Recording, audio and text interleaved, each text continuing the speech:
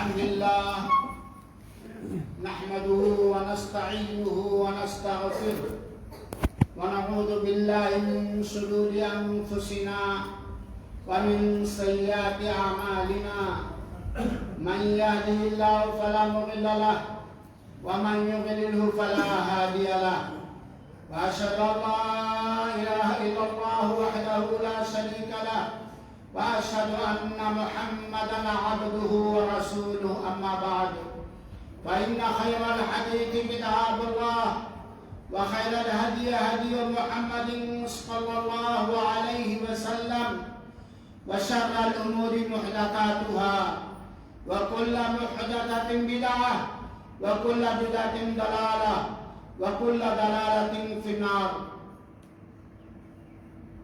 حاضرین کرام، اسلامی بھائیوں، پیاری ماں اور بہنوں، تقبل اللہ منا منکم صالح الاعمال.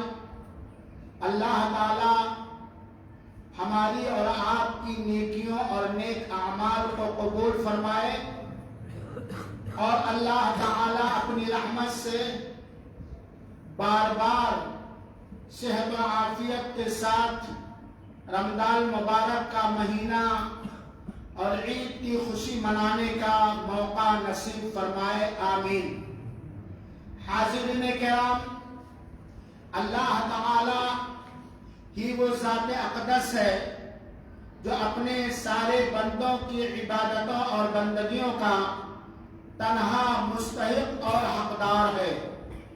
اللہ کی عبادت میں کسی قسم کا شرک یا اللہ تعالیٰ کو گوارا اور برداشت نہیں ہے.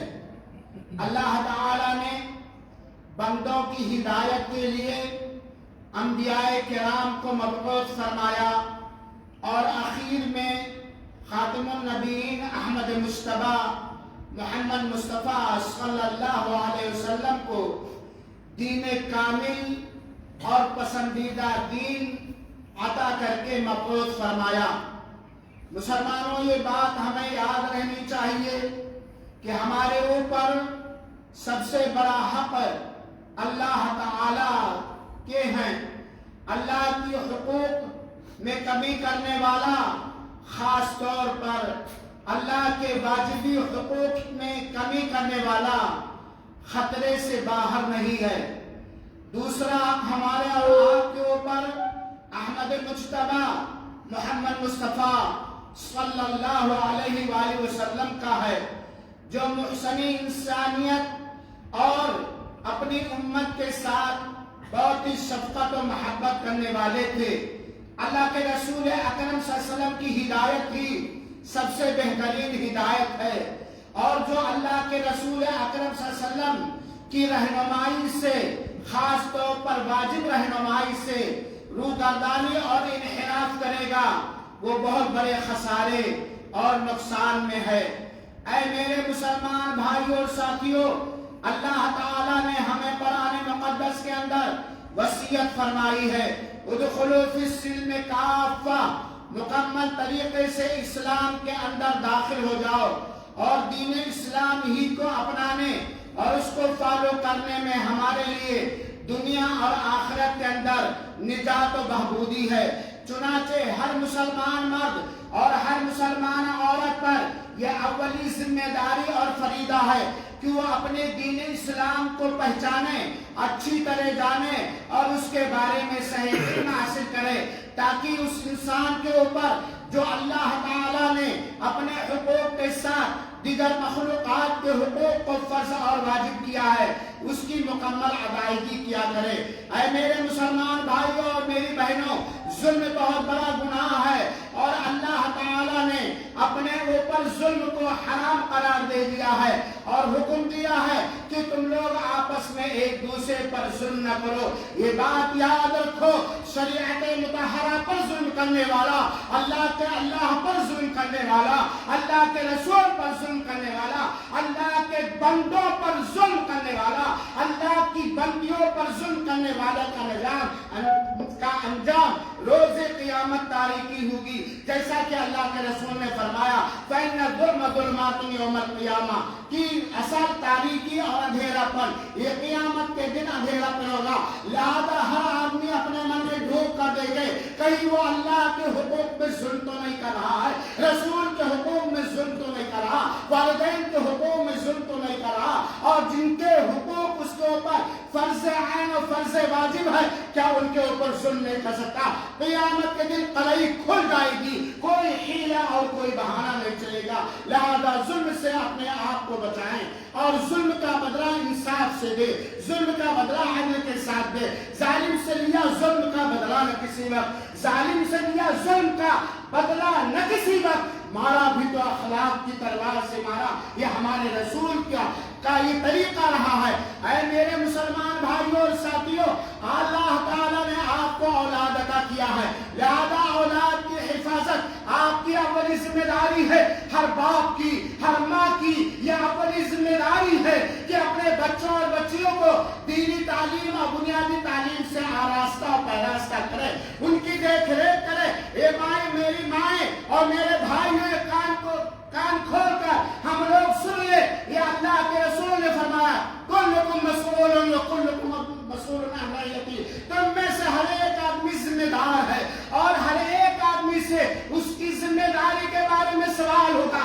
اگر میرا بچہ میرے انڈر میں ہے، نماز کا پابند نہیں ہے، توحید کا پابند نہیں ہے، رسول کے رسالت کا حقوق ادا نہیں کرتا اور ایسے دینی آداب جو واجب آداب نہیں ادا کرتا، جو ایک باپ کو بھی کھڑا کر کے پوچھا جائے گا، ایک ماں کو بھی کھڑا کر کے پوچھا جائے گا، اور کسی کا قدم آگے نہیں بڑھ پائے گا جب تک اپنی ذمہ داری جو اولاد کے بارے میں ہے، جو بچیوں کے بارے میں ہے، جو بچوں کے بارے میں اس کی ادائیگی کا جواب نہ دے گا۔ اور اگر ہم ناکامی کریں گے، کوئی ہیلا بہانہ کریں گے تو ہمارے کلئی کھل جائے گی۔ اے میرے مسلمان بھائیوں، اللہ تعالیٰ نے ہم سبوں کو اپنی رحمت سے بیویاں عطا کیا ہے، ہم جو ہمارے بچوں کی مائیں ہیں، جو ہمارے دل کا سکون ہے، جو ہمارے گھر کی زینت ہے، اللہ کے قسم رسول اکرم صلی اللہ علیہ وسلم کی وصیت ہر مسلمان کو یاد رکھے، قربان خواہ نہیں بننا چاہیے۔ اللہ کے رسول نے فرمایا استوصوا بالنساء خیرا، استوصوا بالنساء خیرا، استوصوا بالنساء خیرا، اپنی عورتوں کے بارے میں اچھا معاملہ کرو، عورتوں کے ساتھ اچھا معاملہ۔ ایک شوہر چاہے وہ جوان ہو، چاہے پہلے رات اس نے گزاری ہو یا بورا خوشت ہو گیا، ایک شوہر کے اوپر فرض اور واجب ہے کہ حسب استطاعت اپنی بیوی کے حقوق کو ادا کرو۔ اللہ کے کلمہ کے ذریعہ، عقد مسنون کے ذریعہ آپ نے ان کو اپنا غلام بنایا ہے۔ یہ اللہ کی بندیاں ہیں، اللہ کی بندیوں کا شوہروں کے اوپر حقوق ہے، اور اللہ کے رسول فرماتے ہیں خیرکم خیرکم لأہلی وانا خیرکم لأہلی، تم میں سب سے اچھا وہ ہے جو اپنے اہل و عیال کے لیے اچھا۔ باہر ہم بڑے اچھے ہیں، باہر ہماری مسکراہٹ بہت ہے، باہر ہمارے اخلاق بڑے نرالے مانے جاتے، لیکن گھر کے اندر ہم درندہ اور بھیڑیوں کی طرح رہتے ہیں، ایک بیوی کے اوپر ظلم کرتے ہیں، اسے دین کی تعلیم نہیں دیتے، اسے آراستہ پاراستہ نہیں کرتے، اس کے دینی معلومات میں اضافہ کرنے کی کوشش نہیں کرتے، اس کے کسی غلط حرکت پر حکمت عملی سے تنبیہ نہیں کرتے۔ یہ ہمارا جرم ہے۔ میری ماں اور بہنوں، اللہ کا شکر ادا کرو، اللہ کا احسان مند ہو۔ اللہ تعالیٰ نے آپ کو والدین عطا کیا، ان کے بھی حقوق ہمارے اوپر ہیں، اور دین کے بعد آپ کی ذمہ داری، آپ کی پوری ذمہ داری، آپ کا نان و نفقہ، آپ کا خرچ بچ کے لیے اللہ تعالیٰ نے آپ کے شوہروں کو ذمہ دار بنایا۔ یاد رکھو میری ماں اور بہنوں، اپنے دلوں کے غرور کو ختم کر لو، اپنے رسول کے غرور کو ختم کر لو۔ یاد رکھو یہ شوہر جو آپ کے اوپر نگہبان بنایا گیا ہے، یہ شوہر جو آپ کے خرچ بچ روٹی کپڑا پردہ دار گھر کا منتظم بنایا گیا ہے، یاد رکھو میری ماں اور بہنوں، یہ شوہر تمہارے لیے جنت کا دروازہ ہے، یہ شوہر تمہارے لیے جنت کا دروازہ ہے۔ ذرا تم اپنے من میں جھانک کر دیکھو کہ تمہارے جنت کا دروازہ کیا تم سے خوش ہے؟ کیا تم سے راضی ہے؟ کیا اس کے واجب حقوق کی تم ادا کرتے ہو؟ سن لو، اللہ کے رسول نے فرمایا ہے، میں ایک طرفہ بات کرنے کا قائل نہیں کہ وہ عورت نیک عورتوں میں سے ہے کہ جب اسے شوہر دیکھے تو شوہر اس کو دیکھ کر مست و مگن ہو جائے، خوش ہو جائے۔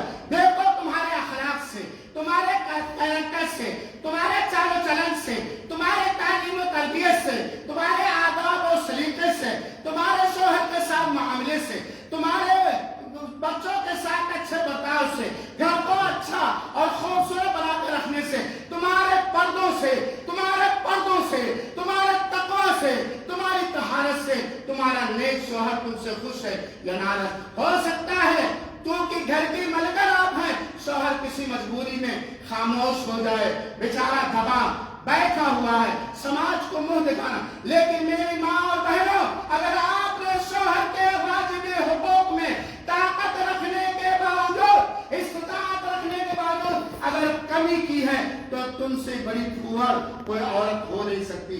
اے میرے مسلمان بھائیوں، اللہ تعالیٰ نے، اے میری ماں اور بہنوں، اللہ تعالیٰ نے والدین دیا ہے۔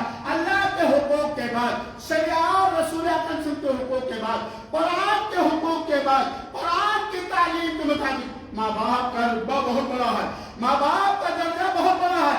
اللہ تعالیٰ نے ماں باپ کو عطا کیا اور ان کو تمہارے لیے جنت کا 2 دروازہ بنا۔ اے میرے مسلمان بھائیوں، ابا جان کو اور اماں جان کو اللہ کے رسول نے بتایا یہ جنت کے 2 دروازے ہیں، یہ جنت کے 2 دروازے ہیں، ان کو کبھی اوہ نہ اوہی کرو، ان کو کبھی چھڑکو نہیں، ان کے اطاعت و فرمانبرداری کرو، جائز کاموں میں، ناجائز کاموں میں نہیں۔ اور جان لو اللہ تعالیٰ نے جہاں اپنے حق کا ذکر کیا وہی فرمایا وَبِالْوَالِدَيْنِ إِحْسَانًا، ماں باپ کے ساتھ اچھا سلوک کرو۔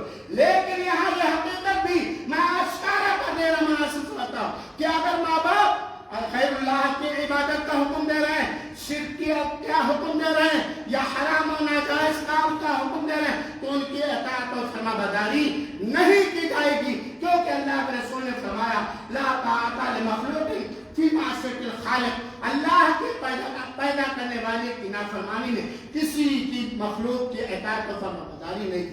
یہ کون سی بات ہے؟ ہماری ماں بے نمازی ہمیں بے نمازی بنانا چاہتی، ہماری ماں ڈاکو ہمیں ڈاکو بنانا چاہتی، ہماری ماں بے پردہ ہمیں بے پردہ، ہمارے بچوں کو بے پردہ بنانا۔ ایسے ناجائز کاموں میں، حرام کاموں میں ماں کا احترام کیا جائے گا، اس کی عزت کی جائے گی، لیکن یہ نہیں ہے ماں کے جائز ناجائز کاموں پر بھی ہر ایک میں ہم لاتے ہیں۔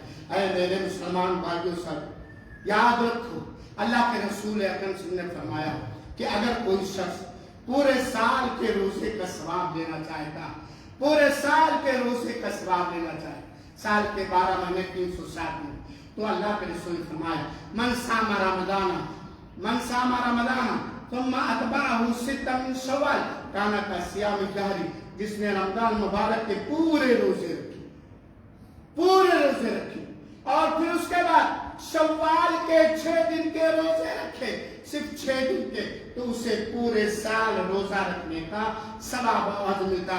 یاد رہے اگر کسی شرعی عذر کے بنا پر اگر رمضان کے فرض روزے چھوٹ گئے تو پہلے ان کی پورتی اور ان کی تکمیل کی جائے گی، پھر شوال کے مہینے میں روزہ رکھا جائے گا اور شوال ہی کے مہینے میں روزہ رکھا۔ میرے مسلمان بھائیو، یہ عید کی خوشی ہے، عید کی جائز خوشی ہر مسلمان کو منانا چاہیے اپنی طاقت کے حساب سے، لیکن عید کے دن غریہ کامیں کرنا، بے حیائی کا کامیں کرنا، عورتوں کا بے پردہ نکلنا، غیر محرموں سے ملنا، غیر محرموں سے مسافر کرنا، غیر مسلموں کو بلا کر کے گھروں میں سوئیاں کھلانا، جان یہ بہت ہی حرام کام ہے۔ اللہ تعالیٰ نے جس چیز کی حفاظت کی ہے اس چیز کی حفاظت کرنا ہر مسلمان کی ضروری ہے۔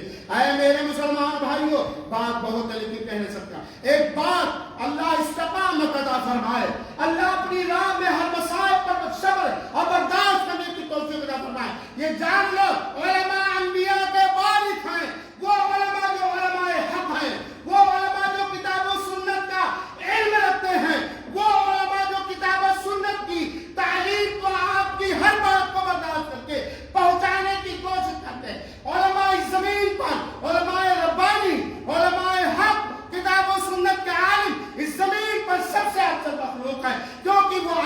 کے والد. اور اللہ تعالیٰ نے فرمایا انما یخشی اللہ من عبادہ العلماء کہ اللہ تعالیٰ سے سب سے ڈرنے والے علماء اور علم دین رکھنے والے. اپنے سماج کے اندر موجود عالموں کے قدردان احترام کرنے والے کو ان کی قیمتیں کرنا، ان کے اوپر تہمتیں لانا، ان سے لوگوں کو متنفر کرنا، ان سے لوگوں کو بدپسند کرنا، یہ جرم عظیم. اور بس اگر علماء نہ ہوتے واللہ کی قسم دین کا کوئی مسئلہ نہ تھا. اگر علماء نہ ہوتے تو آپ توحید اور شرک میں فرق. لہذا اپنے سماج کے اندر موجود علماء کے قدر، کیونکہ اللہ تعالیٰ نے ان کی قدر کی.